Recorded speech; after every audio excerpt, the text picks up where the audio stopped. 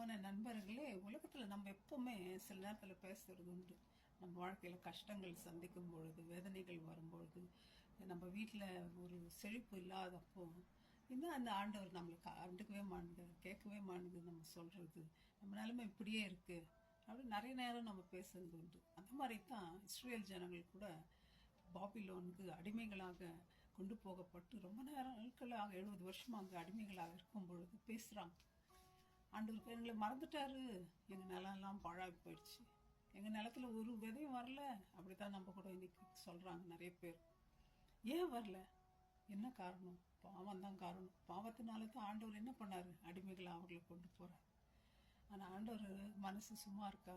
நான் அந்த வசனத்தை உங்களுக்கு படிக்கிறேன். ஐசையா 62:1.